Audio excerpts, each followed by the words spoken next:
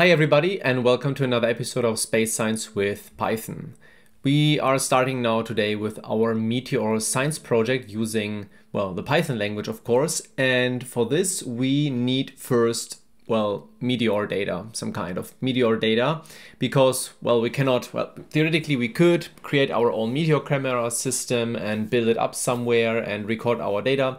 But fortunately, there are tons of different surveillance systems and projects going on in the world. And there are a lot of databases where you can download all this data for free.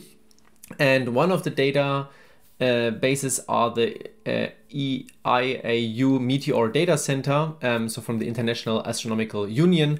And the website is quite simple. We have basically two databases, one that corresponds to the showers of meteors, but talking about showers, we will do this next time, and the orbital database. Now in this YouTube channel, we already worked a lot with orbital information. So for those of you who already know my previous videos or know the Python code, you will get familiar with certain concepts here and the elements that are stored in the databases. Now, of course, I will provide some explanation of the orbit elements and then some extra parameters, especially in meteor science, but this is something for maybe some other videos or YouTube shorts. Now let's open here the left-hand side, the shower database and also the orbit database in two different tabs. Let's go first one here to the Meteor Data Center. There we have a lot of information, for example, the list of all showers, for example, of all meteor showers, and this is really a huge list of different streams, and there are maybe two streams you may know are the Perseids and the Geminids. Now we can search for the Perseids here, and there we are. It's called 00007 Perseids. So this is the Perseid shower with some data here, but we will talk about the data later. Today we are simply downloading and parsing them and try to see what's in there. Now the Meteor data themselves, they are stored here on this website, the IIU MDC database, and we have different catalogs based on photographic data, video data, radio meteors, and also some different database versions. But in our case, we will use the video catalogs. And here we have basically data from two larger systems. The one is called CAMS, and the other one is so-called the Zonotako. The CAMS is a US-based system with a lot of different stations, and the Zonotako is located in Japan. And here's also a small link to the CAMS documentation. So the link to the website, as everything is in the description, so you can follow it up a little bit. We can have a look here on the NASA webpage from the CAMS system, where there are some explanations and also some ongoing activities and a short news and blogs. We have also here researchers working in this project that are, let's say, well known in meteor research, like for example Dr. Peter Jenniskens or Peter Gural. They are, let's say, quite famous in the topic, and we have here also some data, some analysis, and also some other text. So feel free to go through it. It's pretty interesting. You can also see how the camera is established, and theoretically, if you have a few bucks left, you could build something similar at home and put it on your rooftop if you are really that deep into this topic. Now, anyway, there is another thing here, namely the elements that we can download. So there are tons of different elements in our Python script. We download everything, and the list of full parameters is here. So this link is also being used later in our script, because there's tons and tons and tons of information, like for example, some identification codes, the year of the meteor detection, the so-called solar longitude, the maximum brightness of the meteor and the corresponding error, the height of the beginning of the meteor. And then some weird values like the cosine of the zenith distance of geocentric radiant, whatever this means, right? Some geocentric velocity, heliocentric velocity, and a lot of other stuff. Don't worry, we will filter that out to get some kind of condensed data frame we can work on. And some of these parameters I would like to explain in some YouTube shorts. So there is a previous video I made like 1.5 years ago or so. It's a little bit too long for explaining all this orbital elements, especially if you already have some experience. So I'm thinking to create some shorter ones, no pun intended, to explain some of these parameters so that we have the data and then also the astrodynamical scientific background. And then with this knowledge, we can then go into the data and see what we can do. Now, I would suggest now we go to our Jupyter Notebook. And as always, the Jupyter Notebook is available on my GitHub page, so feel free to download it and play around with it and download the corresponding data. Now, the script itself is pretty simple. First of all, we need to download the data. And for this, I have a small short download function in Python where it creates a temporary folder called simply temp, and then it tries to make a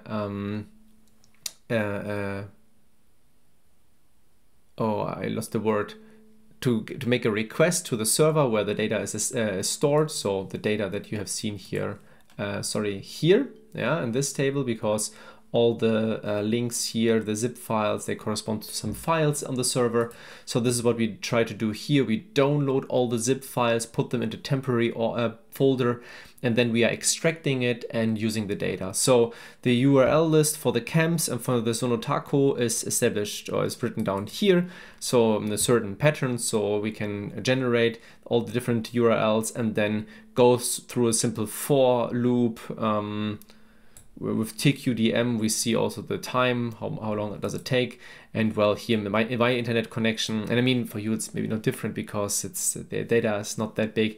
Let's say around a minute, and you have all the data on your computer. Now note please that the data is not stored in the GitHub, yeah. So you need to execute all these commands to get the data, because I don't want to spam the GitHub repository with data, especially with data frames you can simply download at home.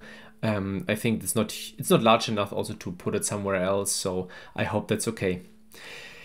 In the next step, we just read in the data, so we simply use the Python library called glob. Glob is pretty nice to, for example, go also recursively through different folders and directories to search for files. Here it's pretty simple. I want to get a list of CSV files, and here we see this wildcard which says, okay, just give me all CSV files. And why the CSV? Well, because the extraction has been done before here with the command zip file in the function I just mentioned. Now, extracting all the files, we need now a short small function, and this function is also again a for loop. The for loop reads in all the data step by step and puts them into a combined data frame in pandas. And how do you combine data frames? Well, assuming the structure is always the same, you can create an empty data frame as you see here, and then you read in the data. You need to know the delimiter. Here it says a semicolon, and then you can use the pandas command concatenate or concat, which basically uses a data frame and another data frame and concatenates them together, merges them in a way. And since this is in the for loop and we are referring to the same name all the time, our data frame increases with every for loop. Now afterwards, small, not a trick, but something you have to be a little bit careful about. What I want to check is I want to see now the data. The data frame has a lot of columns and thousands of rows. Now I want to see if in every column we have data, or if there are some not a number values or something like that. And since we have a lot of columns and I would like to print all the columns, Jupyter Notebook or Jupyter Lab just prints like, let's say 5 or 6 column names and then drops the rest. So it's like just 3 dots, and then it puts also the tail end of the data frame. So I don't see all the results visually. So here what I do, I use the IPython display command to increase the number of printed columns and rows. And here I just first search or want to see how many columns and rows are being printed. It's 20 and 60 respectively. And here with this command set option, I can tell Pandas or Jupyter Lab to print everything, right? But be careful, if you have a data frame with let's say 100 columns and 100,000 of rows, this can crash Jupyter Lab. So yeah, I just wanted to show it to you, but yeah, be careful about it. So what we do now is here in our data frame that we just read in or generated, we check if there are any not a number values. Yeah, we check if there in every column, if there is any not a number value. So if you have a column and the column has 10,000 rows, and even if one column says not a number, this command or this row will give you a data frame where this column says true. Yeah, so there's one not a number, so the value is true. If there are no not a number values, then it's false, which means we have no gaps in the data, which is good. And here in this part, we say, okay, show me columns where all entries are none, yeah, so not a number. Why do I do this? Well, of course, I prepared the notebook beforehand, and there are certain gaps we have to be careful about. Now, let's see, we combine the data frames together. And now you see also we have all columns here, and there you see this database value here.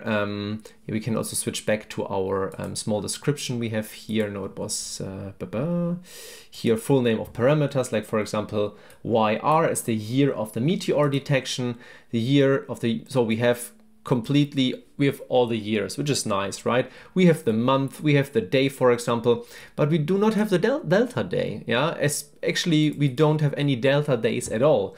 Let's check what's the delta day. The delta day is the day in fraction of the day of the detection in UTC timescale plus the arrow. So yeah, let's say the database is pretty confident about the data, but I think it's okay. Maybe we speak here about seconds or so, but here we have the day value, so this is good enough. Or, but this doesn't say it really, it's the with the fraction it's maybe meant also the day, so something like the hours, like 8 p.m. or so. Maybe it's more about this one. The other deltas are the errors, but maybe in this case it could also be the UTC timescale. Okay, it actually says this. Well, I confused myself. It is basically the UTC timescale, but this is a one-shot video, so sorry for that.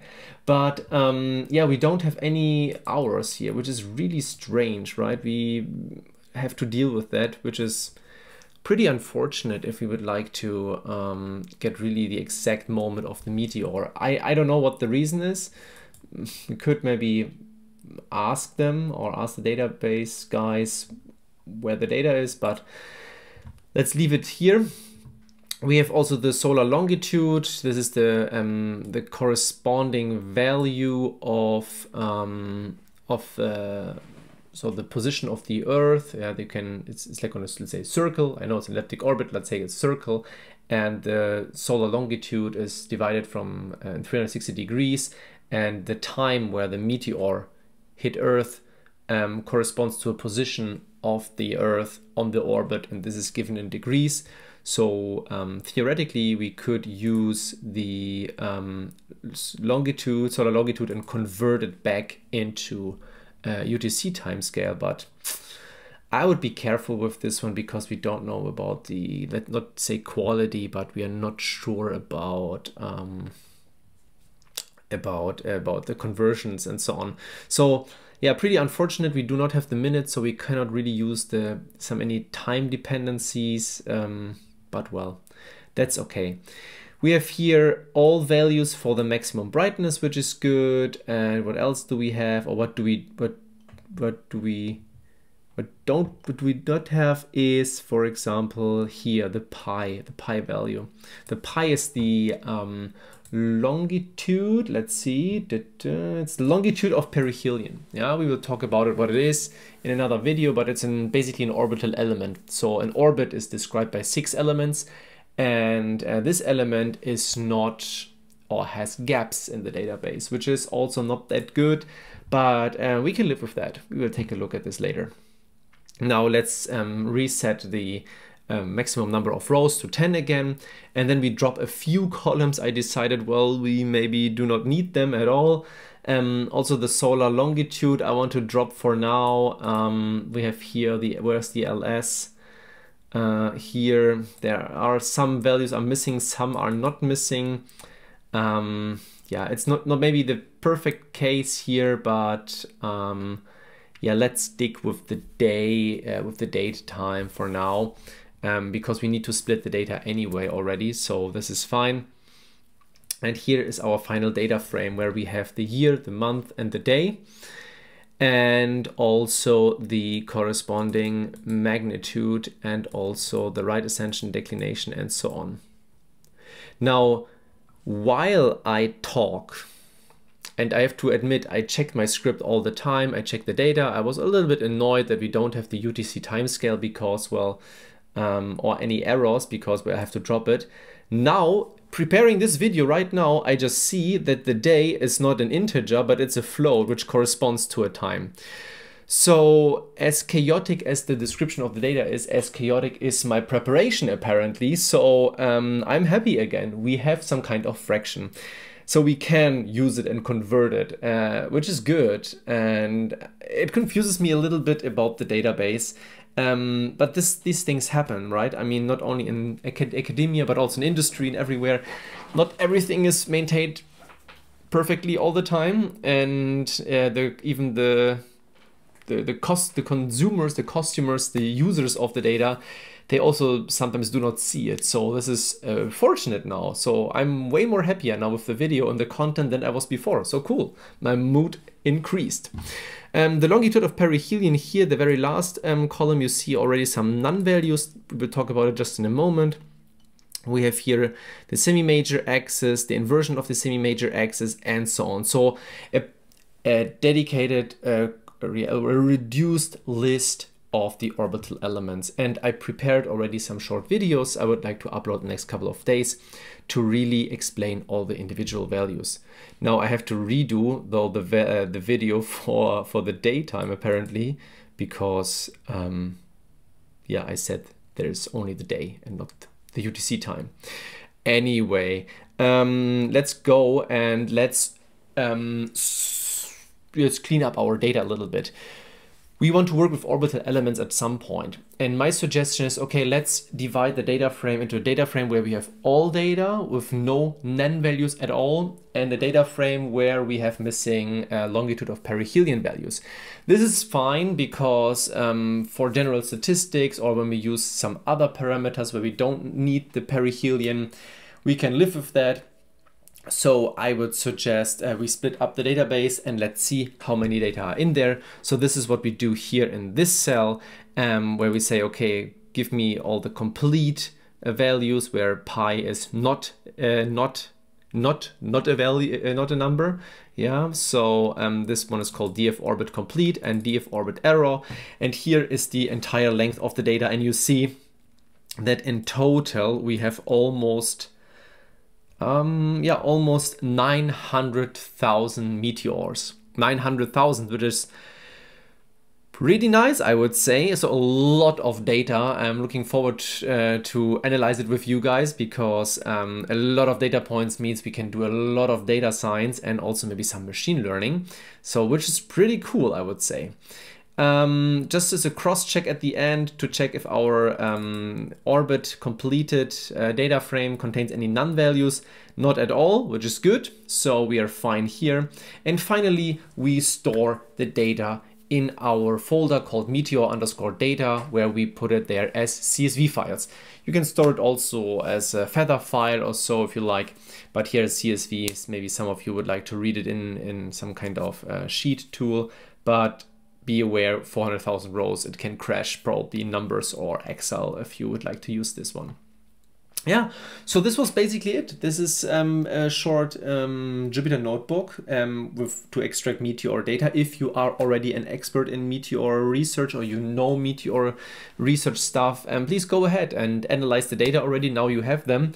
I just want to remind you of this book here also by Peter Jeniskins. I just mentioned a moment ago, the meteor showers and the parent comets. No, this is not an advertisement. I'm not getting paid by it. I just really like the book because it contains all important information for meteor research, sporadic meteors. We have here something about impacts. We have something here about historic meteor showers, or what else do we have?